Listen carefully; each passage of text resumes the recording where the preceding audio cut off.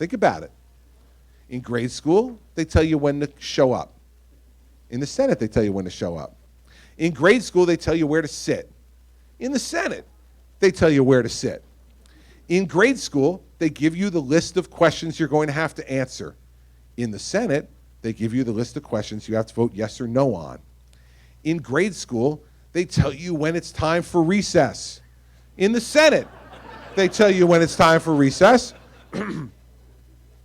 In grade school, there's overwhelming joy when it's time for summer vacation. And the United States Senate, there is overwhelming joy when it's time for summer vacation. Let me tell you that as governor, that's not the way you have to make decisions. They come in the door at a fast and furious pace. They're not yes or no answers. You don't know when they're coming. They're not scheduled. They don't tell you where to sit or where to go when there's a problem. You just have to do it. And all of you expect us to provide results when we do. And if you don't believe me, if you think that somehow it's because I'm running for president, I'm saying these things about Senator Rubio and Senator Cruz, that I'm being too partisan and too difficult and too edgy, this guy from New Jersey, I just want to remind you of one thing. We already did it 7 years ago. I'm not making this up. 7 years ago, we hired somebody who never managed anything bigger than a 30-person Senate staff, and we have watched how he's run that government for the last 7 years. Put aside our philosophical differences with him. He's been incompetent. The VA doesn't work. The healthcare system doesn't work. The military is demoralized. Our education system is more expensive than ever. And do we wonder why? Well, we shouldn't. He hasn't run a thing before in his life, and we give him the most important job in the world, and we say, geez, I wonder why he's not handling that all that well. Please, let's not do it again. Let's not do it again. That's why I'm arguing for this, and that's why I'm starting off with it, because this is the biggest issue. And by the way, being president is also nothing like being in a fake boardroom in Manhattan and looking across and saying, you're fired. It's nothing like that either. Because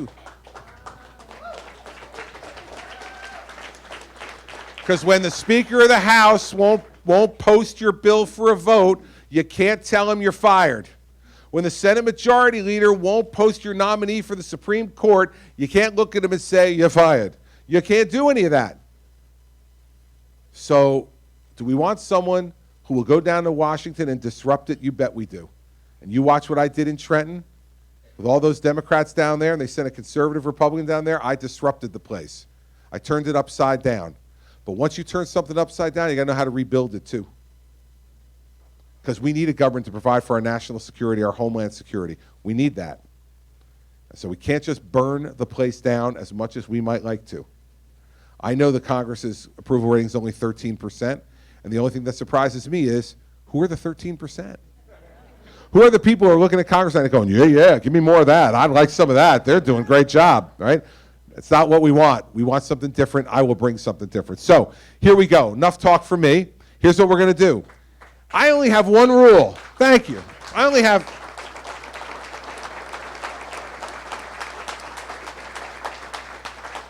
one rule for the Iowa town hall meetings. In New Jersey, where I've done 134 town hall meetings, I have 4 rules that will tell you everything you need to know about the difference between Iowa and New Jersey. I need 4 rules in New Jersey, only 1 rule in Iowa. You raise your hand, I call on you. This is a big crowd, so someone's going to come around and bring a microphone to you so that everybody can hear your question, not only me, but everybody else. You just give me your question, I'll give you an answer. I promise you one thing. You may not like every answer I give. You may not agree with every answer I give, but you will not walk out of the Chrome Horse today confused.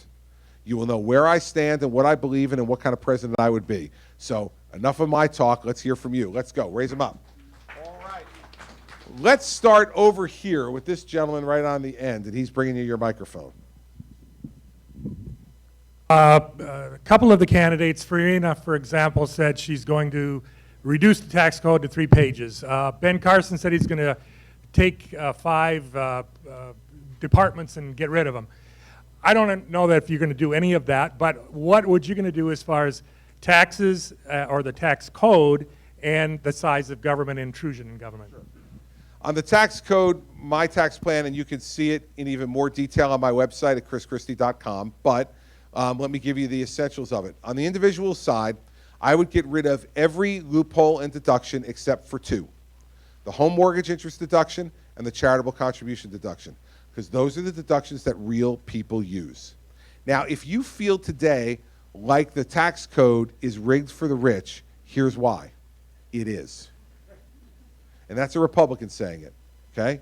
The tax code is rigged for the rich because they're the ones that can afford the lobbyists and the lawyers and the accountants to go down to Congress and get another page put in that code that deals with their specific little wish list. So I want to get rid of all that, just those two. And then in return, we reduce rates. 8% on the low end, 13% in the middle, 28% on the high end. 3 brackets, that's it. So your taxes can be done in 15 minutes. My plan passes. This is all you do. Here's how much you made. Deduct your home mortgage interest. Deduct your charitable contributions. Multiply it times the bracket you fit into. Send your check and be done.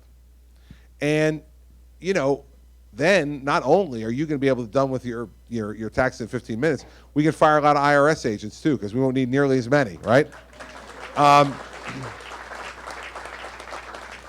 And it puts more money in your pocket for you to be able to spend the way you see fit, not the way the government sees fit, and we need to do that. On the corporate side, what I would say to you is we do exactly the same thing, eliminate those loopholes and deductions, but then lower the rate from 35% to 25%. Right now, we have the highest corporate tax rate in the world, and it is driving American companies out of America. Pfizer just merged with an Irish drug company. They're moving their corporate headquarters to Ireland. And they're doing it to avoid taxes because we are the highest taxed nation in the world for companies. So I would get rid of their loopholes and deductions, lower their rate to 25%. That would put us right in the middle with the rest of the world. And I would end the double taxation. Right now, those companies, if they make money, come on through. Man, you got work to do. I want these people to continue to drink, seriously. Right now we double tax. So if you're an American company and you have operations overseas and you make money, let's say in Great Britain, you pay tax in Great Britain. We're one of the only countries in the world, including North Korea, that says if you bring that money home, you pay tax again. That's why there's corporate inversions going on. There's corporate inversions going on because they're not stupid and they have a responsibility to their shareholders, not to overpay on taxes. And so I would end the double taxation. And what I'd say for the $2 trillion that are offshore right now, you bring it home and you get to pay a one-time tax rate of 8.75%. And what I would use that money for, 8.75% of $2 trillion, is rebuilding infrastructure in this country. Rebuild our roads, our bridges, protect our electric grid, and expand the access to broadband internet across the country. We did those 4 things with that money. We would do more to boost our economy than you could imagine. Roads and bridges getting rebuilt will create a lot of jobs. Protecting the electric grid makes us safer from a terrorist attack, which I'm very concerned about for our electric grid. And expanding internet and broadband across the country will allow businesses and individuals to have access to the greatest tool that's ever been invented by Al Gore. The greatest tool that's ever been invented to get knowledge. To get knowledge. So that's what I would do on the tax side of things. And on the regulation side of things, 2014, 81,000 pages of new federal regulation. 81,000 pages. Forget about who wrote it. Who reads it? You know who has to read it? Small business people in this country need to hire lawyers and accountants to do it, and it's costing them $10,000 per employee to comply with federal regulation. We would do in the United States what I did in New Jersey after following a liberal Democratic governor. I signed, my first executive order was to freeze any new regulation from any department or agency for 90 days. And I sent my lieutenant governor out in those 90 days to meet with businesses around the state and collect from them. We said, bring a list of all of the really stupid, expensive, ridiculous regulations that drive you crazy. Bring them to us and we'll do the best we can to get rid of them. At the end of my first year as governor, we got rid of 1/3 of all the regulation that was in place by my predecessor when I became governor. We'll do the same thing in America, except we'll take 180 days because it's a much bigger country and a much bigger government. But we will get rid of that regulation, and the combination of lowering tax rates, getting rid of loopholes, and getting regulation off your back will really help to grow jobs in the economy in this country, and that's what we need to do. The government shouldn't be picking winners and losers. The winners and losers should be determined in America like they always have been. The quality of your idea and the depth of your work ethic. Those two things should determine who wins and loses. That's the way it'll be in a Christie presidency. Thanks for your question. All right, this lady right there. You, yep. Oh, another microphone. You got your choice. Thank you. Thank you, Governor Christie. Hey, as someone who's grown up with economic challenges, I've been working since I was 15. So I want to know where you stand on Social Security, because people like me don't want to hear that what we paid for all our life is an entitlement that has to get cut back. So I'd like to know where you stand on that. Sure. Can't believe I got the Social Security question, but not from the Take a Stand people. You know, like Take a Stand people have been in every one of my town hall meetings in Iowa, and I always, like, third or fourth question in, ask them, and I say, it's like an open book test, you know? Like, you know what you're going to get asked, but you fooled me. Okay. I'm going to give you an answer that you think you don't want, but that you need to hear, and that you're going to be okay with. I'm willing to bet. All right. So Social Security and Medicare. I'm the only candidate in this race. 15 candidates remain. The only candidate in this race who has an entitlement reform plan. The only one. Go on their websites. Look for it. This, you could see this the other night, not last debate, but the debate before. They asked Marco Rubio for his entitlement reform plan. Maria Bartiromo on Fox Business News. He gave a 90-second answer on his tax reform plan. Then she went to Ted Cruz, and Ted Cruz gave a 90-second answer on why his tax plan was better than Marco Rubio's. And then Rubio interrupted Cruz to say why he's wrong about why his plan is better. And then I interrupted the two of them and said, can I stop this debate on the floor of the United States Senate and actually answer the question that Maria Bartiromo asked, right? The reason they don't have a plan is because they're afraid to get you angry. I'm from New Jersey. I'm not afraid to get you angry. Here's the plan. Social Security. We need to raise the retirement age. And we need to raise the retirement age for a very good reason, because we're all living longer. The average life expectancy of a woman in the United States now is 83. The average life expectancy of a man is 79. Now I say, oh, see now. There is always a woman who's sitting with her significant other who goes, oh yeah, see man, I'm going to outlive you, old man. That's what's going to happen. I just want to remind you of something now. 10 years ago, you were 6 years ahead of us. 10 years later, it's only 4. We are gaining on you. And the 4-year vacation that you're expecting from him at the end of your life, you may not get it. We may catch up to you completely. You'll be stuck with us for your whole life, right? So we got to raise the retirement age, because when Social Security was developed, people died in their mid-60s. So it was a great deal for the government, right? You retired at 62 back then. You lived till you're 65. So you collected Social Security for 3 years. There was a small survivor benefit that was paid forward if you had a spouse, and they made money off the deal. Now, you're living 15 to 20 years in retirement, and the system can't support it. So we got to raise the retirement age, but here's the way I do it. We phase it in over 25 years. So it would go up 1 month a year every year for 25 years. So if you're close to Social Security, it's only going to affect you a couple of months of when you can retire. If you're in Social Security, it doesn't affect you at all. Who's it going to affect? My children, you know, and folks kind of in between my kids and where I am in age, people in their 30s. It will affect them, but it should affect them because their lives are going to even be longer than 83 and 79. We need to make the actuarial tables work, and we got to expand it by 2 years. But for folks who are close, it won't affect you all that much, but it will affect the solvency of the system. Second, we need to means test Social Security. This is the one you're really not going to like. But you're going to like it better than you think, because here's why. My plan says if you make $200,000 a year or more in retirement income, you've stopped working, you're making 200 grand or more in retirement income. That means you got $4 to $5 million bucks in the bank. First thing I say to you is God bless you. Great work. You worked your whole life, you got $4 or $5 million bucks in the bank, you are well off, good job. I also say God bless America. This is the only country where you could have done that. But let me ask you a question. If you got $200,000 a year in retirement income, $4 or $5 million bucks in the bank, do you really need a $1,200 a month Social Security check? Is that really going to affect your lifestyle in any significant way? I don't think you do.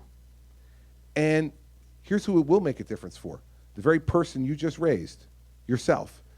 I assume, maybe I'm wrong, and if I'm wrong, tell me, You got the 4 or 5 million bucks? No. All right. So here's the thing. For you, it might make the difference between rent and heat and food. And you've been paying into that system your whole life. And you deserve to make sure that Social Security keeps its real promise, which is that no one in America who's worked hard and played by the rules grows old in poverty. That's what Social Security's done and what it's got to continue to do. But for folks who are making a lot of money, it just doesn't work anymore, and you don't need it. Now, why? Because we have this imbalance, right? We have more money going out than coming in. So when you have more money going out than coming in your checkbook, how do you fix that? Either bring more money in or spend less money. I'm a spend less money guy. That's why I'm for means testing for folks that make that kind of money. Hillary Clinton will be a bring more money in person. She will say, take the cap off the Social Security tax and pay on every nickel you make, pay Social Security tax. It's a perfectly acceptable position until you start to think about it. Now, she'll say that's going after the rich. Fine, so's mine, because if you're 4 or 5 million bucks in the bank when you retire, I don't care where you live in America, that's well off. It's well off. So we're both going at the same problem in the same way, but here's the difference. And I'll use this analogy. Let's say someone were to open up a new bank here in Cedar Rapids, and you were to go and you put some money in that bank. And then a year later, the bank goes belly up, and you lose some of your money. 6 months later, you get a knock on your front door, and there's a guy comes to your front door, and he goes, hi, introduces himself, and he said, I'm opening up a new bank here in Cedar Rapids, and I'd love to have your deposits.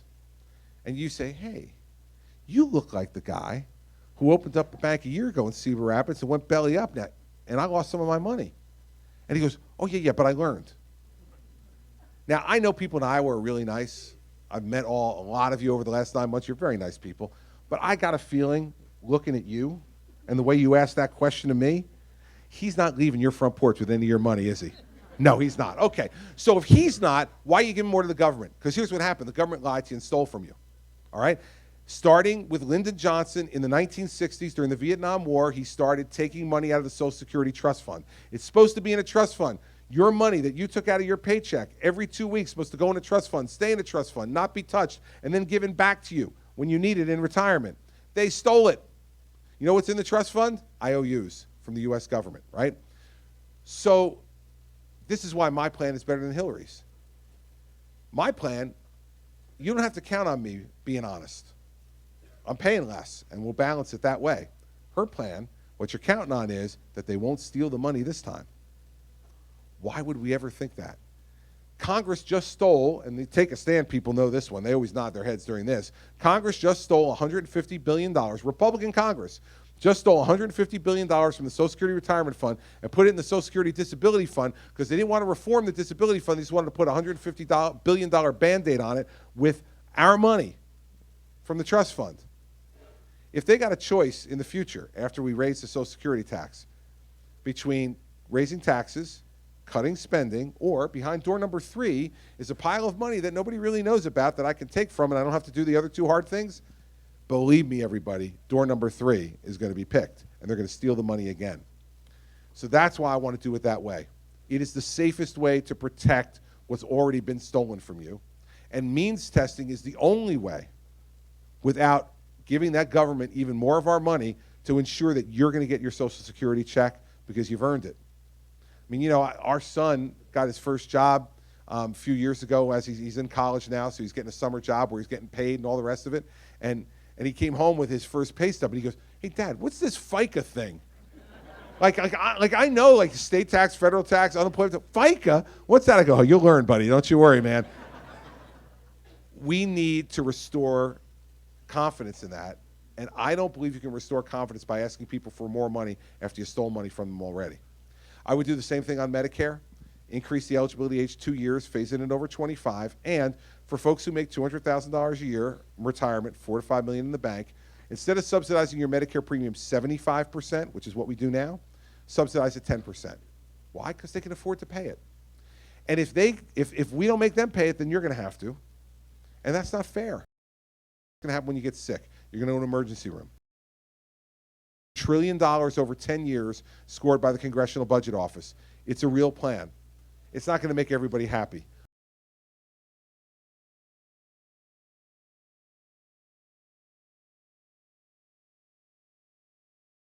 Security is going to be right near insolvency.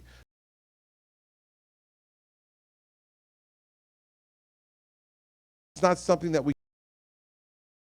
wait to fix 20 years from now. We got to deal with it. The next president's going to have to deal with it. And no one else is saying anything about it. It's obscene. You seem like you have a follow-up. Here, sure, take mine. I just have one question. As a nurse, and I'm in consulting and management now, I still work, but I've worked and had reporting to me many people who at 65 are hobbling around. They've been on their feet for years, and I know friends who are construction workers and people like that. You can't keep pushing that age up.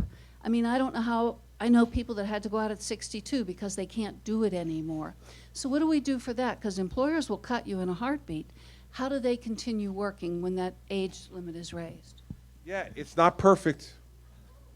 And I'm not, and my answer is, like, I'd love to give, listen, I'm a lawyer, which means I am trained, highly trained, to make up an answer on a moment's notice, right?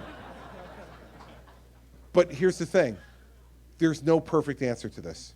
So I'm not going to say to you that, oh, wait a second, in the codicil to this plan, you know, we have a special little provision for a person in that circumstance. I don't.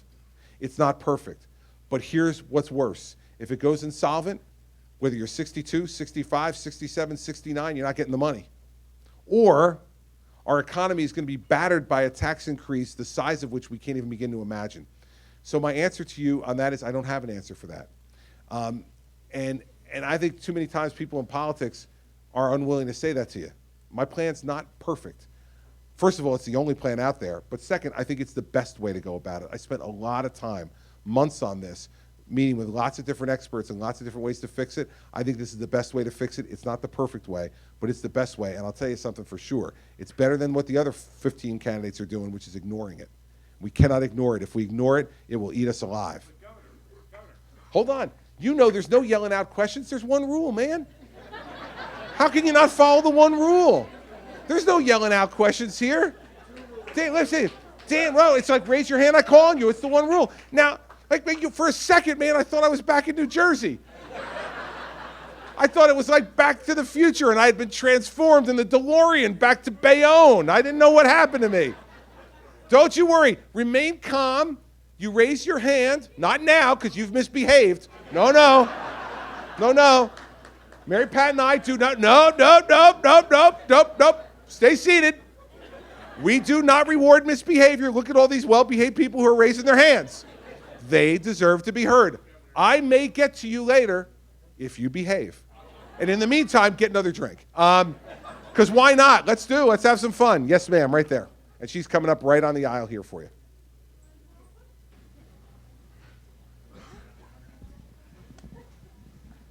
Oh, it's the old bait and switch. The old bait and switch. I raise my hand, hand it to the other person, who is now going to read from a document. Oh. Okay, go ahead. It's my I got phone. fooled. Right. Here we go. Question, Here we go. Jeb Bush recently endorsed Reagan's vision of a world without nuclear weapons. Do you support this as well, or what is Are your you saying take on Jeb that? Bush just endorsed Reagan's vision of a world without nuclear weapons? Is that what you said? Yes. Yes. Okay. Yeah, I do not endorse the vision of a world without nuclear weapons at the moment because I don't think that that's realistic. Could it be a wonderful long-term utopian goal? Sure. I'd love to have a world without the most destructive weapons the world's ever known. But am I going to commit to you today that in the Christie presidency, I'm going to try to make sure that we eliminate nuclear weapons? No, I'm not. I'm not because I don't think it'll happen. And I'm not going to be one of these folks who's going to tell you something in the campaign that while I say it to you, as it's coming out of my mouth, I go, no way, no way, no way, in the back of my mind. I'm going to say to you what I really believe. I don't think that's possible in the 8 years that I could be president, so I won't commit to it. But thanks for the question. All right. In the back. Governor Christie, what are you going to do about health insurance? Because I currently have health insurance, but my deductible's so high, I can't afford to go to the doctor. I know the Republicans have been trying to get rid of Obamacare. Let's say they don't, but how are you going to still fix that? All right. Well, I think the only way to fix Obamacare is to get rid of Obamacare. So let me tell you what I would do.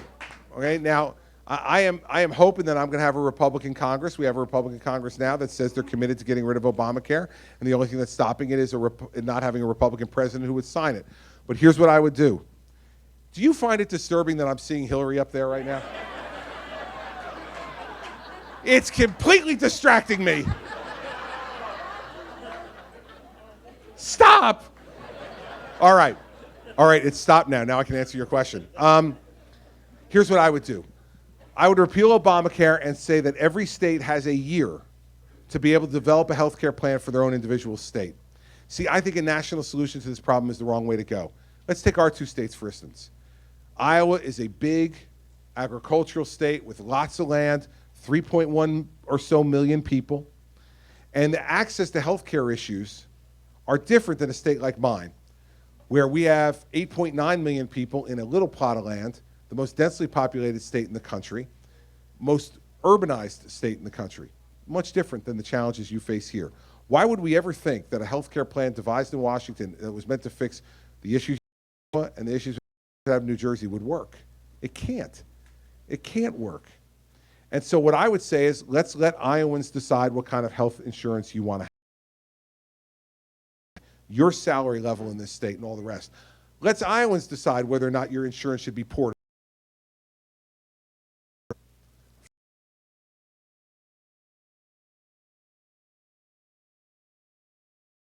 One employer, you'll be able to take it with you and let that employer pay at least whatever part they want to pay for that health insurance.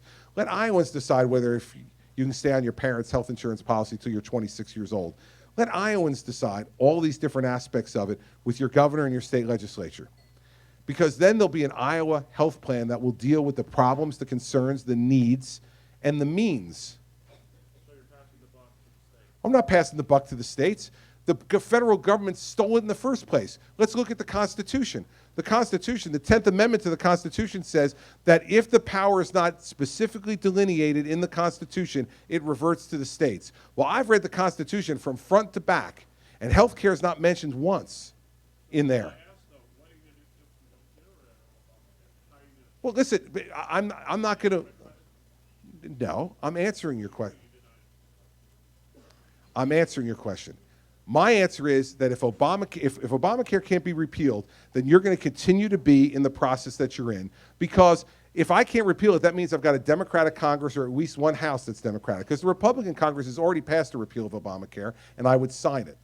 Now what you're saying is I'm president and I've lost one of the houses of Congress before I acted. If that's the case, believe me, what's going to happen is the Democrats are going to say we want to keep Obamacare. The Republicans are going to say no. That means we're going to have to keep Obamacare. And your situation is going to be exactly the same as it is today. It's going to be no different because Obamacare has been a failure. So what I'm trying to tell you is what I would do as president. You want to change the rules. You want to say, well, what if this? What if that? Well, right now I'm working with the Republican Congress. If I'm working with the Republican Congress, that's what's happened. If it works with the Democratic Congress or a split Congress, then it's not going to change. So you don't like the fact that you have a high deductible now and insurance that you don't like? Well, that's the fault of Obamacare. And if those folks won't change Obamacare, then your circumstance isn't going to change. So that's the answer to your question. The answer to your question is a president is not an emperor, is not a king, and can't change these things by himself. So if you have a Congress that says we're not going to change Obamacare, then you're going to be in the same circumstance that you're in now. Which, by the way, is what's been going on for the last number of years, because we've had a president who said they wouldn't change Obamacare. So your circumstance hasn't changed. So electing a new president but putting a Democratic Congress in place will keep that part of the problem a problem. If you have a Republican Congress and a Republican president, Obamacare will be repealed. And by the way, empowering the states to make these decisions is not passing the buck, unless you believe that the federal government should be all-powerful and do everything. I don't. I'm a governor. I don't believe that. And by the way, given the way the federal government has done things of late, why do we want to give them more responsibility? Because they've done such a great job so far? I want to send more stuff back to the states because I've seen that governors, Republican or Democrat, do a much better job. And you know why? Because they have to answer to you much more directly. Man, your state legislators see you at the dry cleaners and the deli and at the basketball game or the football game, and you can come up to them and say, what are you guys doing down there? What are you doing in Des Moines? I don't like this, I don't like that. They got to answer to you, and they know that they need your vote to stay in place. Congress and the White House is too far away, and putting too much more power in the hands of Washington, D.C. is, in my opinion, the wrong way to go. All right. This guy right here on the...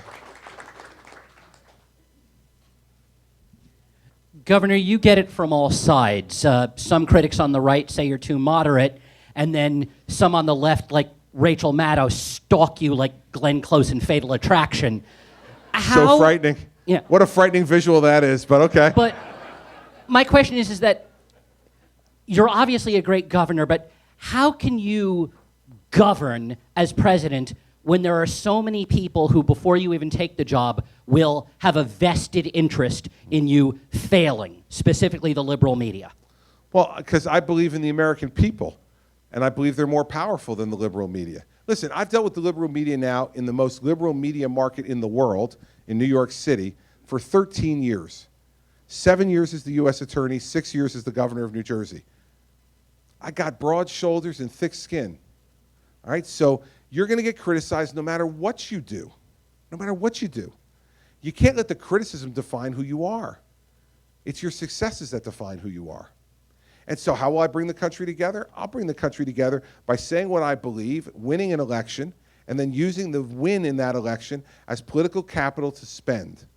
You spend that political capital that the public gives you to achieve the big things, to deal with entitlement reform, to deal with tax reform, to deal with an education system that is bankrupting our families. Those are the things that you do then. And when you do that, you'll make some people very unhappy, and your approval ratings will go down. That's okay. That's what's supposed to happen. When you do hard things, you make people unhappy. But then when the hard things work, the numbers go back up. I say all the time to my staff in the governor's office when our approval ratings are good, I say to them, listen, don't frame it and put it on a wall and look at it and see how pretty it is. Spend it. Let's do hard things now.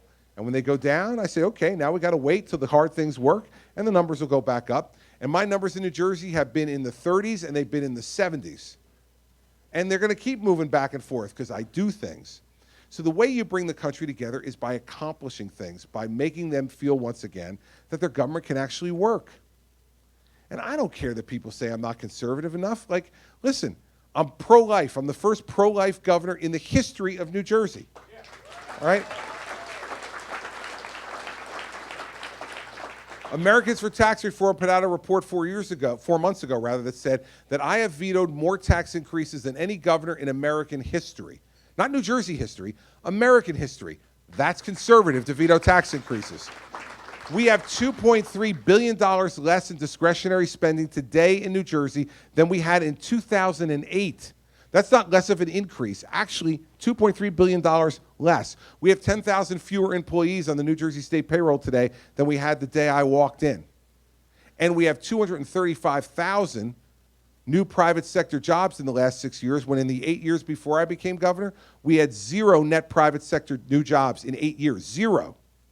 All right, so that's all conservative. By the way, I've reformed teacher tenure, reformed the pension and benefit system that'll save $120 billion over the next 30 years, and balanced the budget 6 years in a row without any tax increases on the people of New Jersey. And how did we do it? We eliminated 800 individual programs from the state budget.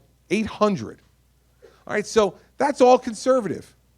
Now, you know, if there's people who want to take my record and you know, play games with it, that's fine. I'm a big boy. I get to stand up in front of you and tell you what the facts are. Then you get to decide. But if you're going to be worried about Rachel Maddow, man, get out of this business, all right? You can't worry about Bill O'Reilly or Rachel Maddow. You can't worry about any of those folks, right? They're instructive. They have an opinion. They state their opinion. A leader doesn't get affected by those things. A leader decides in his head and in his heart what he believes is right, and he moves in a direction. And if that direction is the direction the country wants, he'll have followers. And if it doesn't, he won't. But it's not going to ultimately be because of Rachel Maddow, the New York Times, the Washington Post, or the Des Moines Register. It's not going to be because of any of those folks. It's going to be because of what I do or don't do, what I accomplish or don't accomplish. And I'm not intimidated by any of that. I've lived it for 13 years. I'm not intimidated. Send me down there. Put me in the game. Let them hit me. I've been hit before, and don't worry, I hit back harder than I get.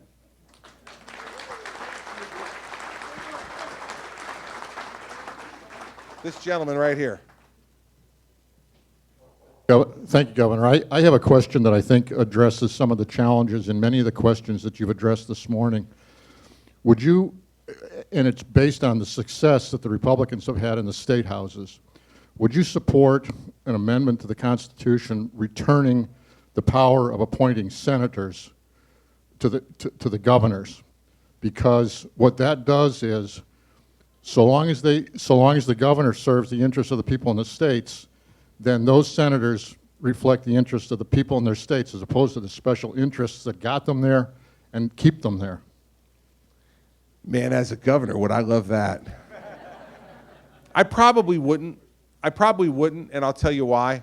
I wouldn't because I really still believe that the people should have the right to pick the representatives, even if, in fact, at times that's imperfect. And at times I disagree with their decisions.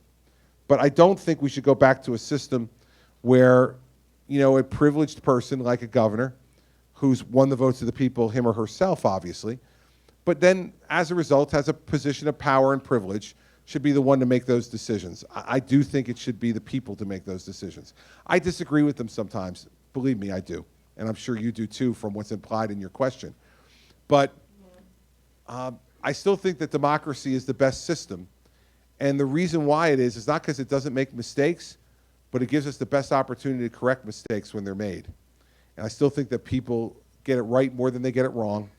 And I'm gonna stick with that. So as attractive as it is to me as a governor, to have the opportunity to appoint both of my United States senators, which would mean the two we have right now would have their resumes out on the street.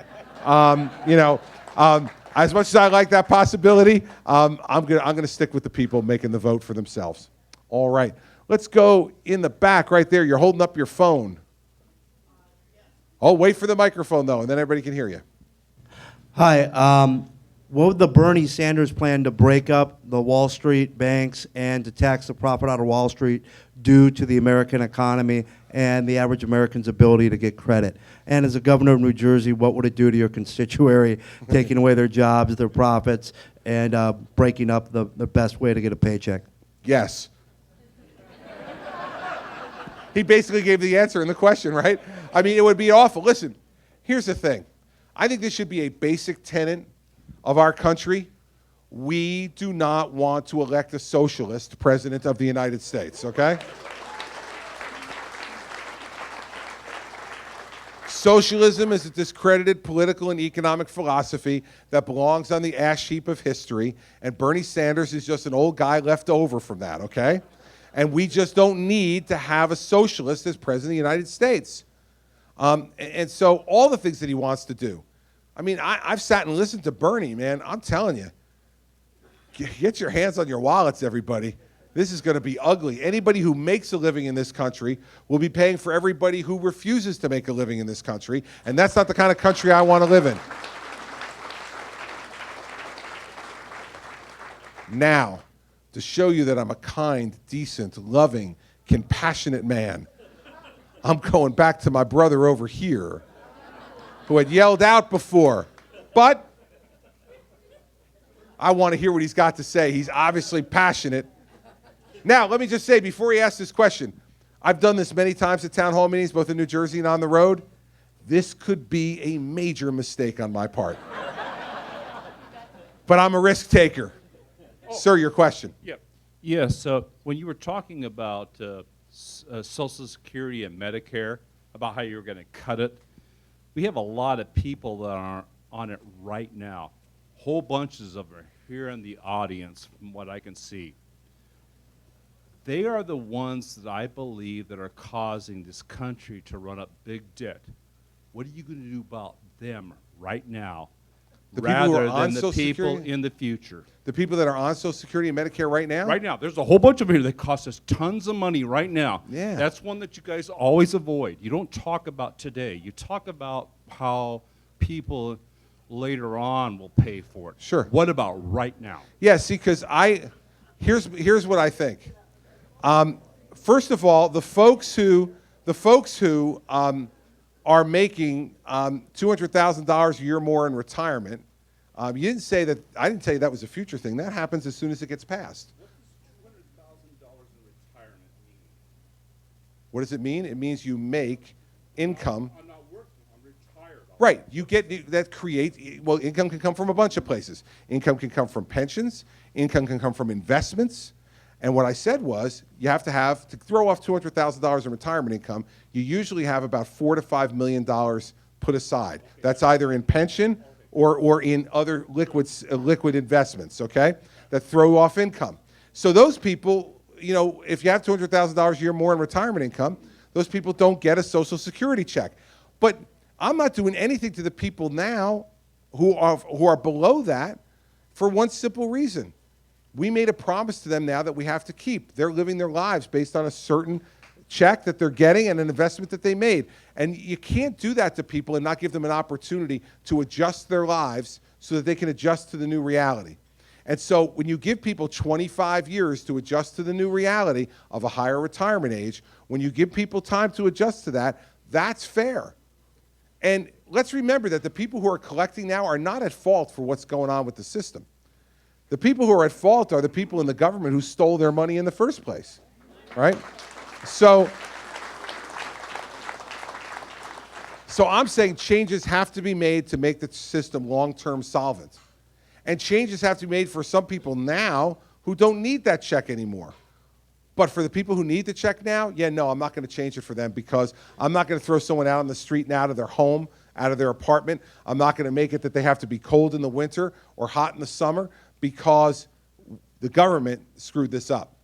And so that's what I think is a reasonable midpoint in solving this problem and assessing the cost for that to folks who can bear that cost, not to folks who can't. All right. Let's go back over here. Guy back in the booth back there. Thank you for choosing me, Governor. You're welcome. I think we enjoy the same restaurants. Yeah, why not, baby? You're a handsome man. You are too, sir. Thank you. Welcome to Iowa. Yes. I'd like to you caught my attention the other evening. As a matter of fact, I had a ticket to see you earlier at Happy's in Dubuque, and we got snowed out that day. Yeah. You caught my attention during the debate the other night when you mentioned pro-life, when you mentioned saving our babies, and you're probably the most forward guy about this. The other guys claim they're pro-life, but you talk about it. I want to know your plan when you get there, and do you see Roe versus Wade being turned over? Thank you. Okay. This is a good opportunity for me to build off of the comments I was making at the beginning about changing your mind. Okay? Back now 22 years ago, I was pro-choice. I was 31 years old. I hadn't had a lot of time or spent a lot of time thinking about the issue of life or abortion. And then Mary Pat and I were pregnant with our second child, with Sarah, who is now 19 years old.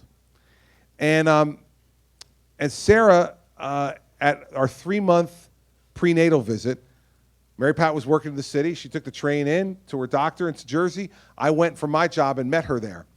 She's 3 months pregnant, so she was not even showing at that point.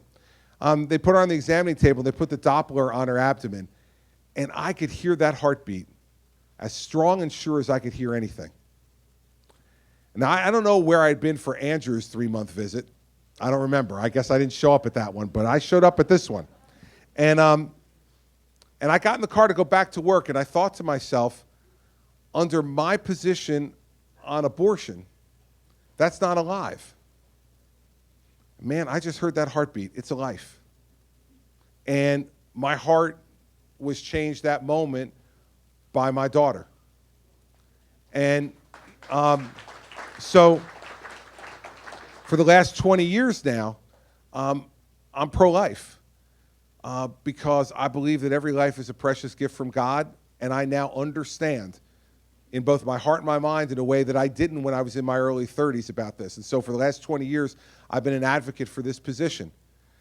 And I'm an advocate for changing hearts. See, I don't think that we should look down on people who are pro-choice. I think we need to talk to them, treat them with respect, and maybe help to change their mind and their heart too.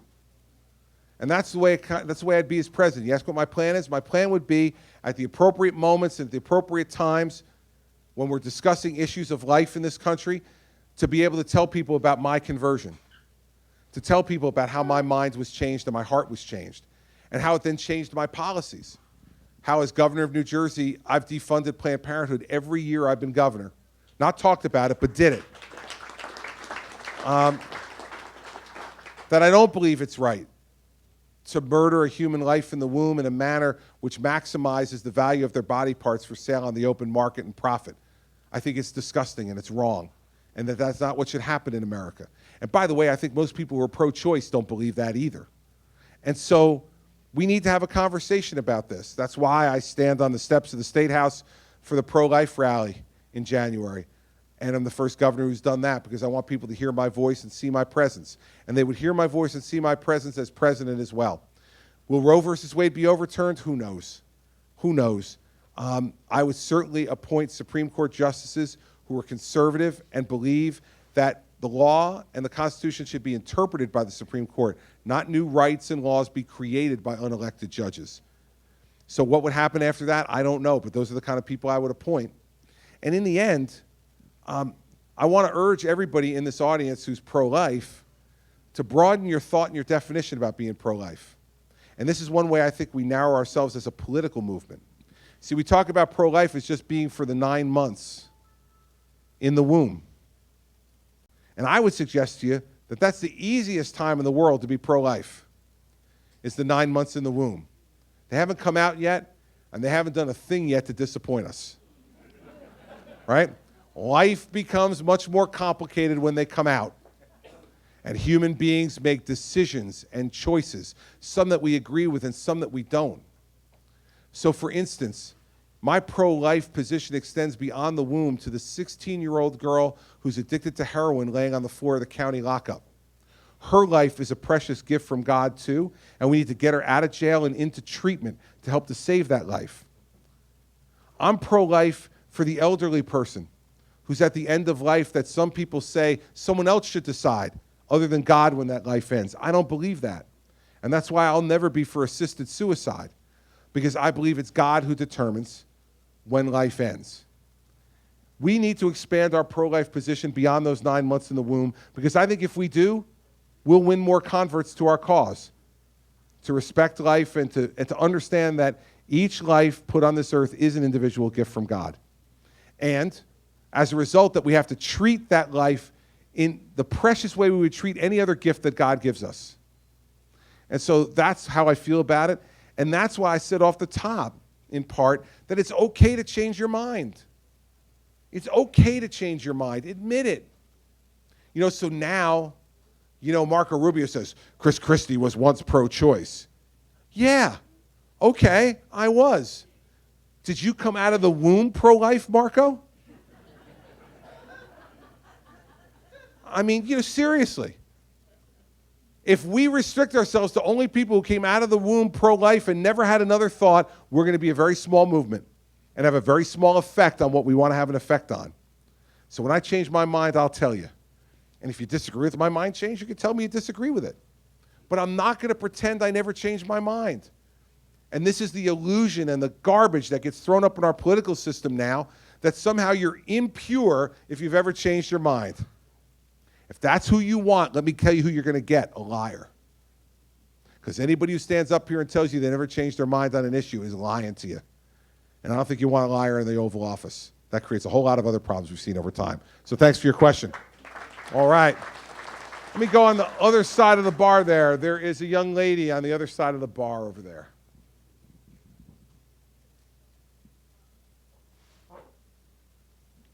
Hi. Hi. What are you going to do about the illegal immigrants already living here?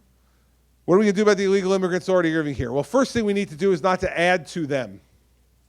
This is a problem that's continued to get worse and worse, right? So we can't add to them. So let's first talk about how we do that. 5 steps. First, build walling or fencing in the most populated areas along the southern border.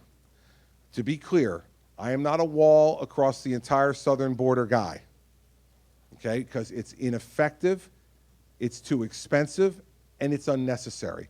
By the way, I've never seen a wall that a human being, a determined human being, couldn't get over, under, or around, all right? And by the way, can I say this too? I've met President Peña Nieto of Mexico twice. He was in the United States a few years ago, asked for a meeting with me. Then I traveled to Mexico City on a trade mission and met with him. He's a very nice guy, a very smart guy, and let me tell you one thing. He's not paying for the wall. All right? I don't care who asks him. I don't care how beautiful the wall is. It's beautiful, it's incredible, it's wonderful. It's an incredible wall. There'll be a door on the wall. The good people come in, the bad people go out. It'll be an amazing wall, and the Mexicans will pay for it. No. No. And by the way, let me tell you something. Why don't we ask you a question? How come you laugh when I say it, but you don't laugh when he does? Right? Well, let's see it on Monday night then. I want to see a little laughter on Monday night for some of this ridiculous stuff that's being said. Secondly, I would put FBI and I'll move away so you don't have to move to it. FBI, DEA, and ATF agents on the border with our Border Patrol to interdict drugs and guns. Because those drugs and guns are making our border states less safe, and the drugs are making their way all the way throughout this country and causing a lot of the problems with heroin overdoses that we're having around the country. That is a tragedy. Third, I would use technology to monitor the border in the more remote parts. Drones with cameras and stationary cameras that Border Patrol agents could monitor at television screens. And then if something's happening, we need to then go and deploy people to that spot to stop what's going on. Fourth, you probably know that of the 11 million people that are here illegally, 40% of them didn't come over the southern border. 40% of them came through the airport. They get a visa. We invited them here to be a student, to be a tourist, to work. And then they overstay their visa. Now we have to stop that. And here's the way I would stop it. You know, I said this in Iowa and New Hampshire back over the summer, got a lot of press attention. I said, if Federal Express can track a package from the time it leaves your front door till it gets to the front door you're sending it, why is it that we can't track people who come in here on visas? Now, of course, the press took this and made a lot of fun about it. Christie wants to treat immigrants like packages. I got on CNN, they asked me, do you want to put a chip in people when they come in? Or do you want to put a barcode on their arm? No. This was an analogy. This is what we use in English, an analogy. And by the way, you don't need to put barcodes on people. You already have them. They're right there. You have your own barcodes. Yours are different than mine, and different than his. And his. Definitely different than his. And very, very different than his. Right, I know he is. And let me tell you something. You tonight are in my prayers. It's a tremendous thing. You got, excellent. Well, we're going to talk about that later. So here we go. Here we go. Everyone who comes in on a visa should have to give their fingerprints.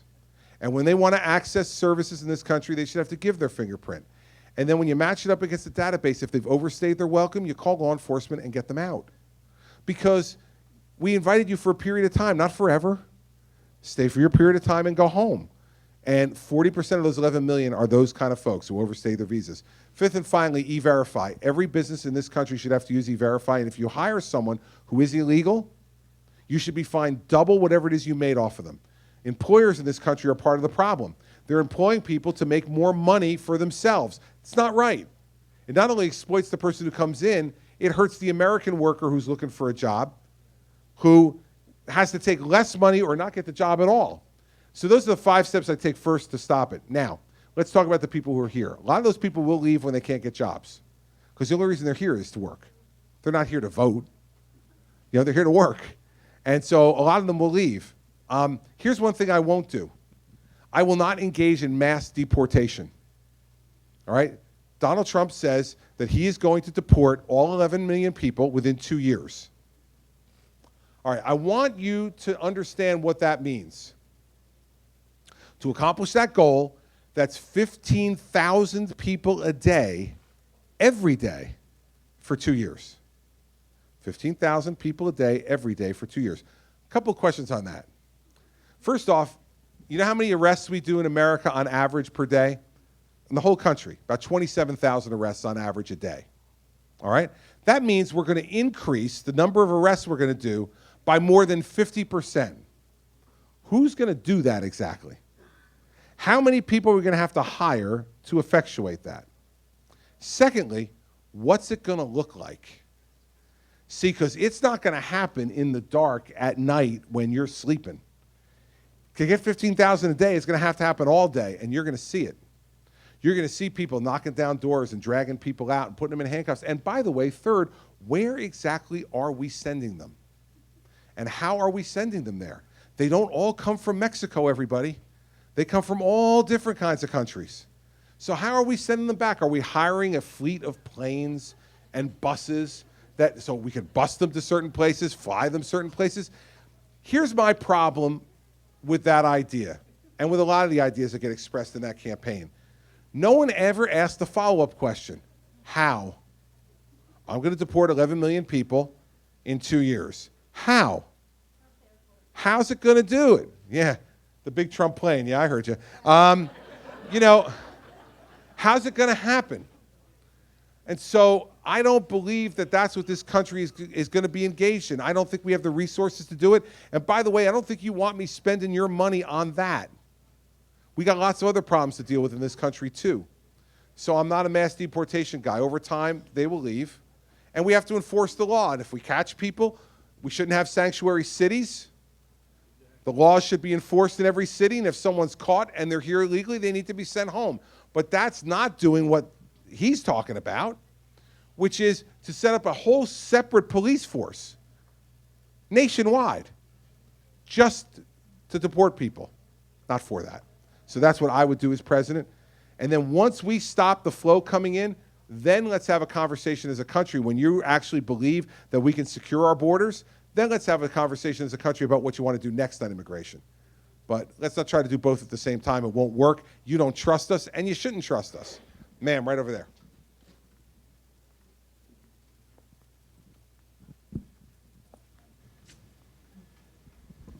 Governor Christie, thank you first off for mentioning that you believe in God. Thank you. Let's talk about military a little bit. Can Sure. you tell us what your plans are? I was really disappointed to recently learn that the United States military right now is at record lows. Yeah. We need to do something about that. Sure, let me give you the statistics and then tell you what I would do. Right now, we have fewer active duty soldiers in the Army than at any time since 1940, pre-World War II levels. The Navy is at the lowest number of ships we've had since World War I. The Air Force is being cut by 50%, and we have fewer active duty Marines in the Marine Corps than any time in recent history.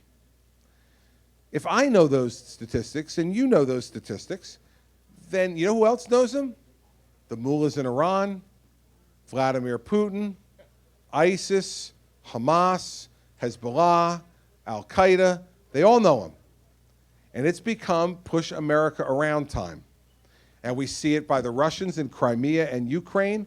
We see it by ISIS and Hezbollah and Hamas in the Middle East and Al-Qaeda in other parts of the world. They know we're overextended and that we can't do the things we used to do, so they're taking us on. That's not good for our fighting men and women. It's not good for our country. So here's what I do, and all this is laid out in detail, both in a chart form and in a speech on the website that I gave back in Portsmouth, New Hampshire at the Portsmouth Naval Yard in May of this past year. No fewer than 500,000 active duty soldiers in the Army at any time. No fewer than 185,000 active duty Marines in the Marine Corps. Go from a 260-ship Navy to a 350-ship Navy, and no fewer than 2,600 coded aircraft ready to go with modern equipment in the Air Force. And lastly, updating and modernizing the Ohio class of submarines, which is, of course, as you know, our submarine-based nuclear arsenal, and the one that's safest and that we can protect the most from attack from another nation. Those are the things we need to do, and we not only need to do it to protect ourselves more, we need it in order to treat our fighting men and women in a humane way. When the numbers are this low, you know what happens? They have more frequent deployments, and those deployments are longer. And what happens is it affects their families, it affects their physical well-being, And worst of all, it affects their mental health. And we are finding many veterans who are coming home now after these more frequent and longer deployments that have serious mental health and substance abuse issues. We have more veterans committing suicide than any of us should be willing to bear. We have more veterans who are homeless because of substance abuse and mental health issues than we should be willing to bear. Just move away a little bit, let her go through. I'm not only president, I'm traffic cop. I can do it all. The fact is that we need to do it not only to protect our nation, but to protect those men and women and their families. And we need to make that investment. And I would make that investment as president. It's one of the reasons why, when I say we'll save $1 trillion over 10 years, we could take some of that savings that we've done on entitlement reform and invest it in rebuilding our military. And that's what we need to do. And the last thing our military needs to know is that they have a commander-in-chief that will only do two things. As commander-in-chief of the United States military, I will do two things. One, define the mission. And two, have their back. I'm not going to be in the room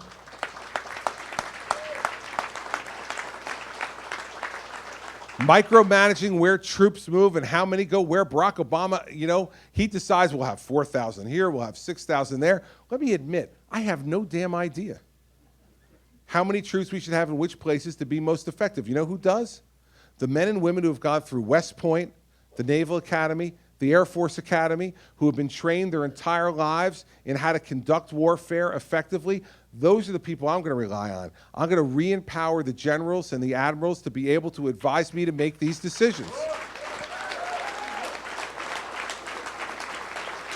So that'll be my military philosophy. Now, my staff has just told me I can take one more question. Hold on. Which means I will take two. And here's why I will take two. Because I want to remind them that I am still the boss. Now, you laugh about this, but let me tell you what it's like running for president. Here's what it's like running for president. You are surrounded every day by people who are younger than you and tell you where to go and what to do every minute. The only time I am free from the tyranny of the young is when I am standing right here by this stool and this microphone stand, and they can't take the microphone away from me even if they want to. So they say one question, I say two, because you guys have been great. So let us go. I want to try to make sure I'm taking all sides equally here. I haven't gone behind me once yet, have I? I'm so sorry to you people. I'm going to talk to this guy right here because he's another great-looking guy.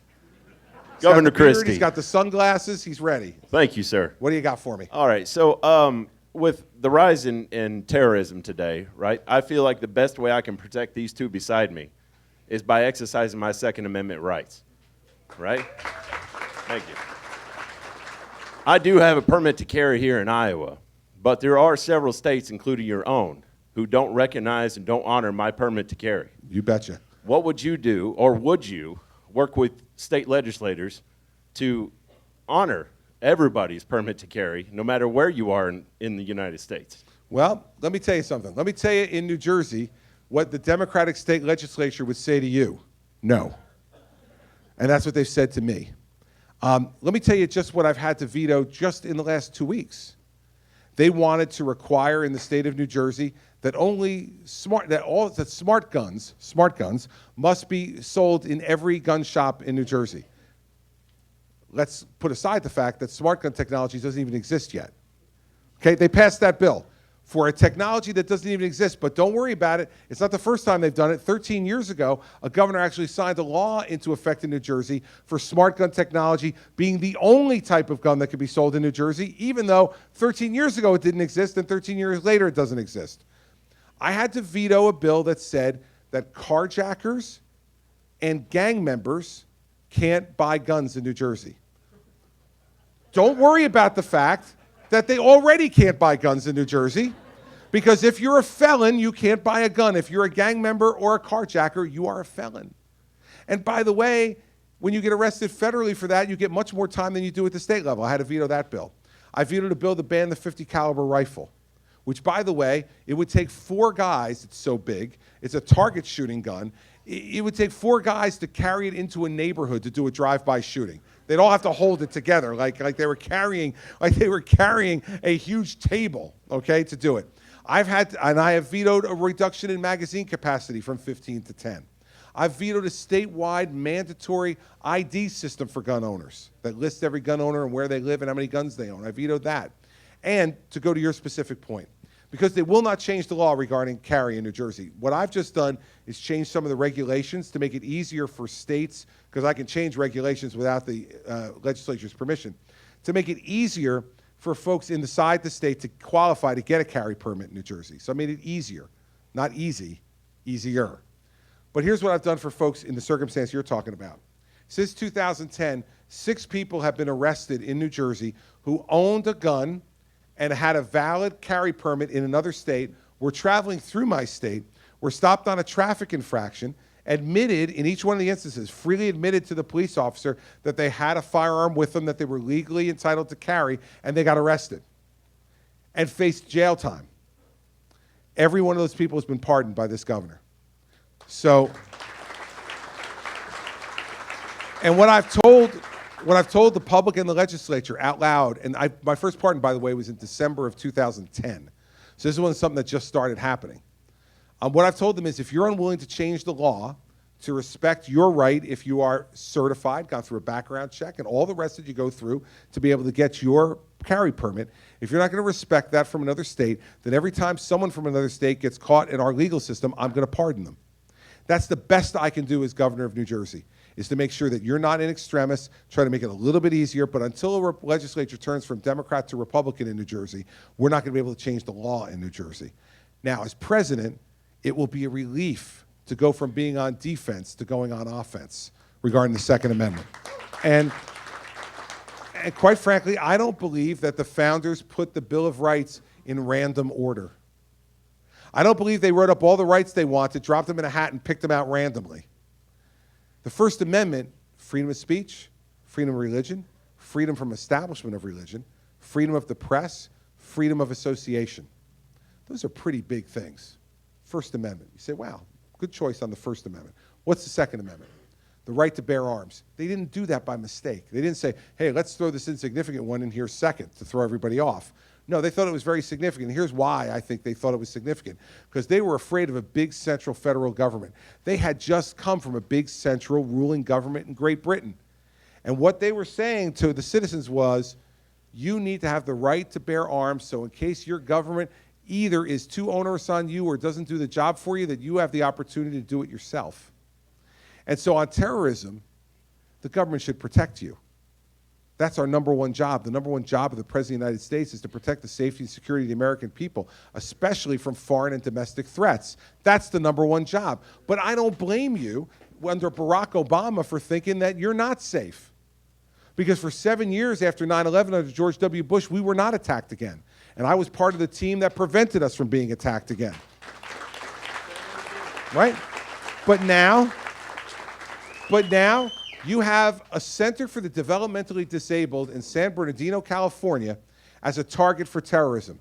Well, ladies and gentlemen, if a Center for the Developmentally Disabled in San Bernardino, California is a target for terrorism, then any place in America is a target for terrorism.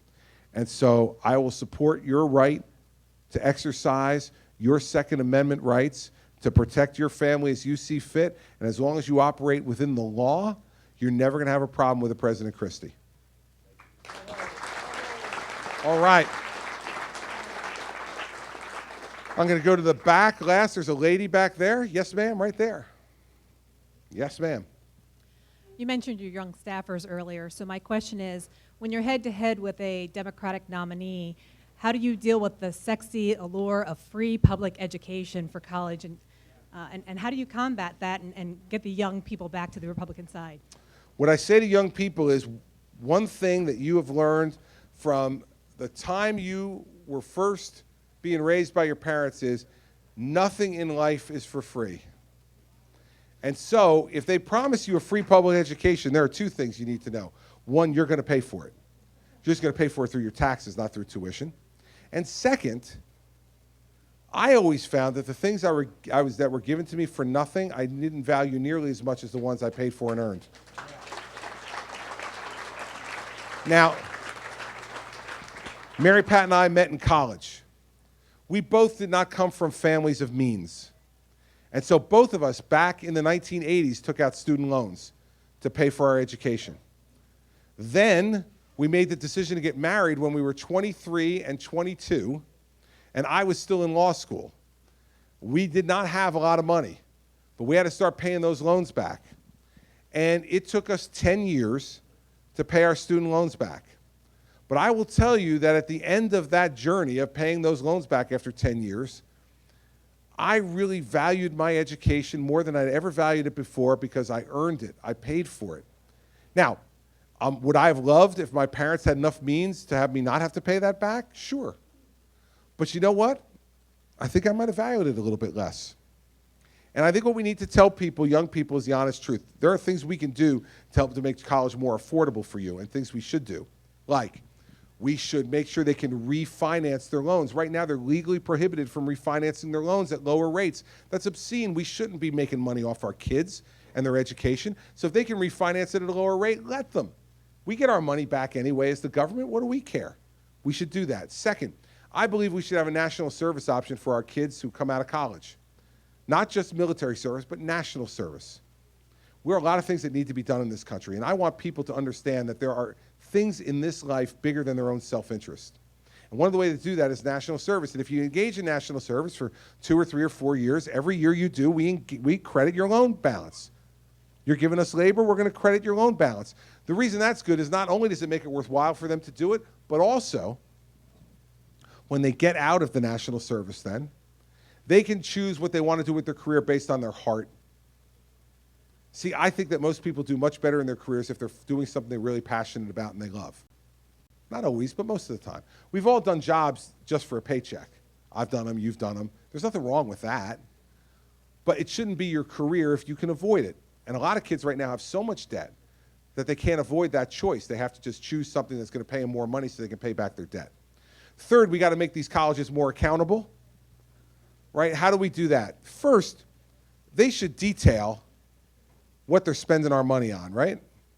I mean, let's think about this. Is there any more opaque bill in the world than the college bill? Now, if you came to the Chrome Horse here today, this young lady, why don't you stop right here, because we've been seeing. So this young lady right here, doing a great job, by the way. Thank you. All right? She's bringing you food, and she's bringing you stuff to drink, and let's say after it was all done, she brought, yeah, let's do this. Excuse me. Thank you. So let's say she brings you a check, and she puts the check on the table, and you flip it over, and it just says, food, $75. I have no doubt in my mind that every person in this place today would call her back and say, excuse me, your service has been wonderful, but could you just tell us exactly what we had and what we paid for each one of those items? Right? And she would say, well, sure, okay. She'd write it out for you. College, I just paid our son's bill for Princeton for his last semester. He's a senior at Princeton, thank God. The last semester, the bill was 3 lines. Tuition, room and board, other fees. And it wasn't $75 or $50, right? So you can go back to work now. All right. Thank you. All right? She's great. Right, so it was like $29,700. Okay? and I paid it with no hesitation. I didn't ask him for more detail. Why? Why am I doing that? Here's why we have to get them to give us more detail, because we would be infuriated if we knew, and they would be embarrassed. They are wasting money building monuments to people's egos, spending money on things that we would not even be able to believe. Big buildings, monuments to other folks, 44 vice presidents in charge of paperwork, all the rest of this stuff, right, that we know they're wasting the money on, but we can't call them on it because we don't know about it. I'd require them to list what they're spending our money on. Fourth, I would say you should be able to unbundle your bill. Pick the things you want to use in college. And those are the ones you pay for. This, of course, sent me out on my toot about rock climbing walls, which started at Iowa State. You know, where I said, do you guys have rock climbing walls here? And they said, well, yeah, we do. I'm like, oh, that's interesting. All right. Iowa, flat place, not a lot of things to climb. All right. I guess I can go with that, right? You know, then my daughter, who goes to Notre Dame, tells me they have rock climbing walls at Notre Dame. I'm like, all right, Indiana again, Midwest, kind of flat, all right. Then I went to the University of New Hampshire. I said, you guys have rock climbing walls? They said, yes. I said, you have rocks. You're the granite state.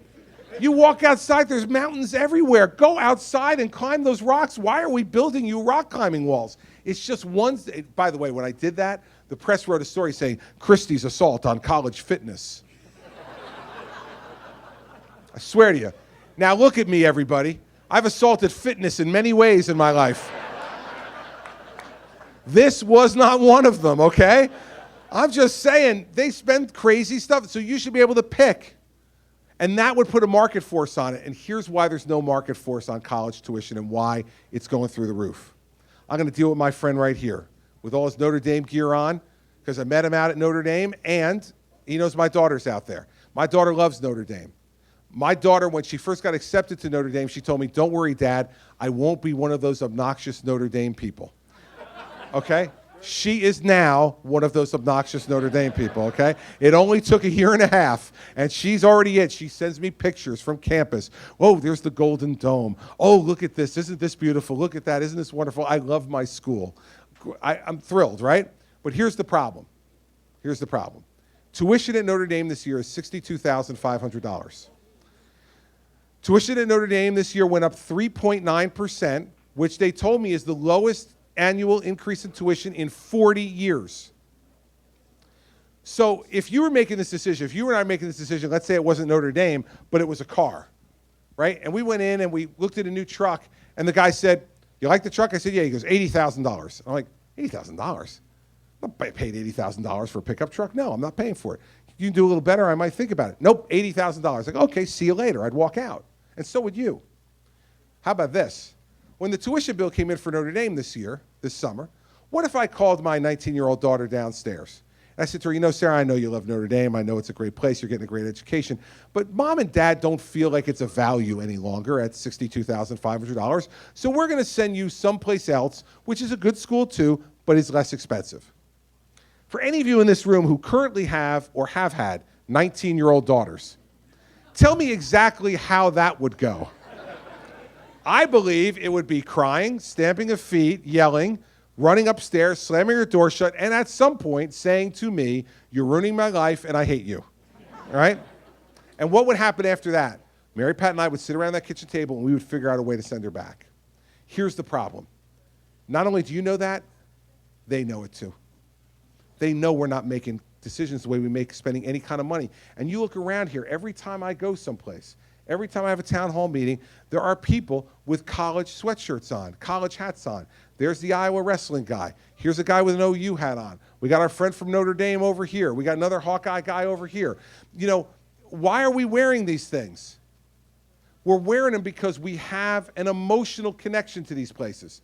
It's more than just, there's a Creighton guy with a Creighton vest on. I didn't want to leave you out. You know, the fact is we have an emotional connection, and they know we have an emotional connection, and they play on that emotional connection. We got to stop it. How will we do those last two things on detailing the bills and unbundling? Very simple. Pass a law that says unless you do that, you cannot have your students participate in the federal student loan program or the federal student grant program. Oh yeah, when we take the taxpayer money away from them, all of a sudden, it'll be a whole different ballgame. I also want to mention probably the bravest person in this room on the college sweatshirt thing. I just noticed this. This woman is unbelievable. Here we are in Iowa, close to the Iowa Hawkeye fans. I was with Coach Ferentz this morning in Iowa City. I was on the campus of the University of Iowa. Would you please stand up? She's got her Michigan State sweatshirt on.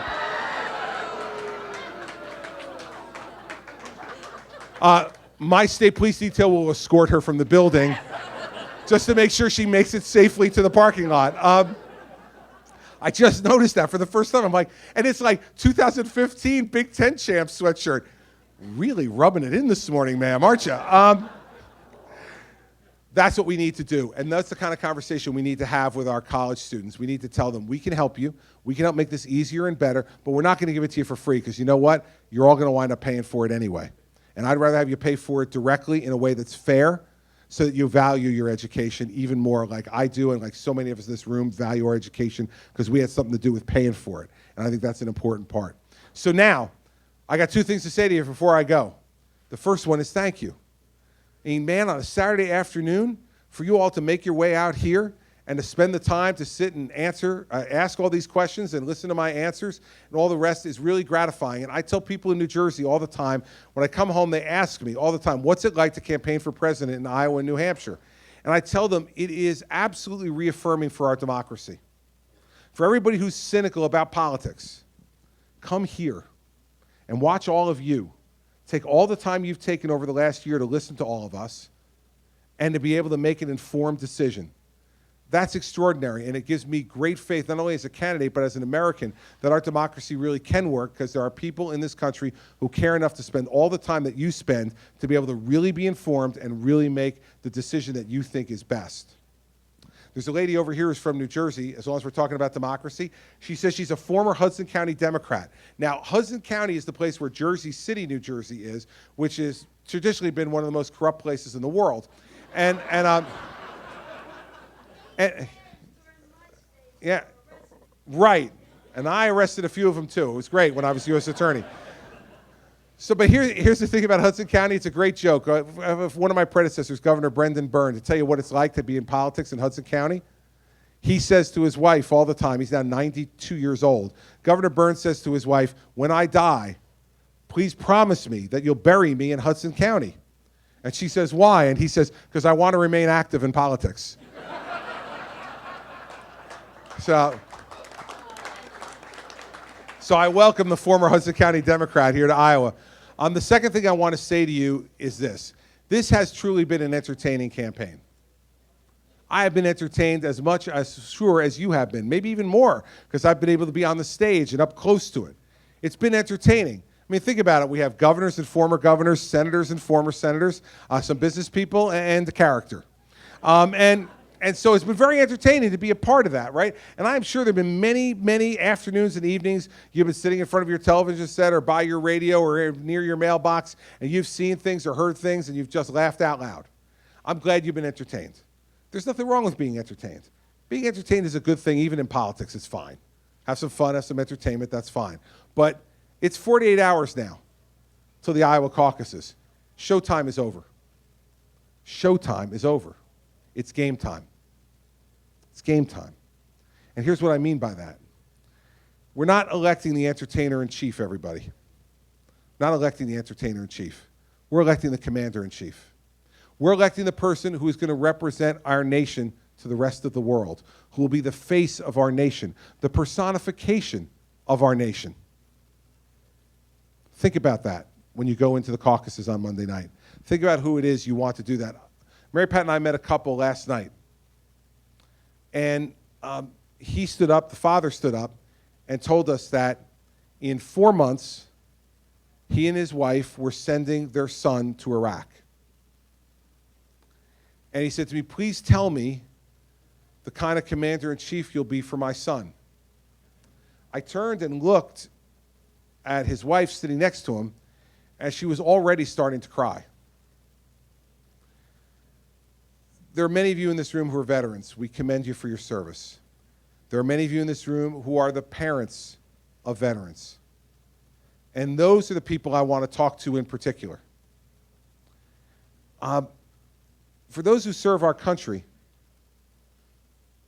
let's think about who we want to be commanding them and deciding how their lives are going to be put on the line. You know, I had a World War II veteran at that same event, and I said, you know, he went to war, and Franklin Roosevelt and Harry Truman were the men who sent him to war and made those decisions. Then I saw a gentleman who was a Korean War veteran. He had his hat on. I said it was Harry Truman and Dwight Eisenhower who sent him into war and made the decisions about his life. Then I saw an Iraqi freedom veteran, and it was George W. Bush, who was his commander-in-chief, who made the decisions. Good men, decent men, humble men, smart men, men that we can respect and admire. Put aside whether you agreed with every moment of their politics or not. As commanders-in-chief, those men made us proud.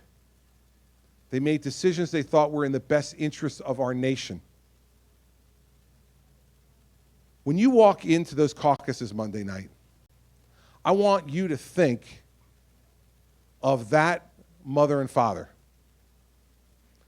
I want you to picture them as if they're right next to you. And I want you to be able to look them in the eye and say who you're voting for and say, I think this person is the best person to be your son's commander-in-chief. For some people, I think that might change your vote. This isn't a game, everybody. This isn't a TV show. This is the real world. And for those parents, they will be worried sick from the minute their son leaves their arms until the minute, God willing, he returns to their arms whole. And the one person they're counting on more than anyone else to treat their son with the love and the care and the respect that they treat him with is the person that we put behind the desk in the Oval Office. Enough of showtime. It's game time. We need to pick someone for them and for their son that we will be proud to say is the commander-in-chief of the United States of America, that we know will keep their son and our sons and daughters safe and secure, not only on the battlefield, but in the homeland. We need to pick a commander-in-chief who will make us proud of the vote we made, who will not embarrass us, who will not make us feel less than what we are and what we've always been. Here's what I promise you. I'll never embarrass you. I'll never make you feel ashamed of the vote you made. And I will never forget my first and most important job every morning when I wake up in that White House, and that is to protect the safety and the security of the American people. There's nothing more important for a president to do. All these other issues we've talked about are important, but if we don't get that right, nothing else matters. Because when you feel unsafe and insecure, when you're afraid to go to work in the morning, when you're afraid to put your child on the school bus, nothing else works. That's the person you need to pick on Monday night. Don't let the pundits or the politicians or the pollsters tell you who that is. Damn, man, you've been listening to us for a year. You know better than any of them who that needs to be. And I'm asking for your vote because in my heart, I believe I'm the person who can do that better than anybody else who was on that stage Thursday night in Des Moines. That I'll take it more seriously, that I'm more tested, that I'm better prepared, better able, and more willing than any of them to do the tough things that need to be done so that I can look that mother and the father in the eye again when their son comes home and says to them, I did everything I could to let him execute his mission and to have his back. That's what we need from the person you all select in caucuses on Monday night. That's why I'm offering myself for this position. That's why I'm campaigning as hard as I am. And if you give me the chance to be President of the United States, I promise you that I will make you proud every day that I'm in that job. Thanks for coming today. I appreciate it.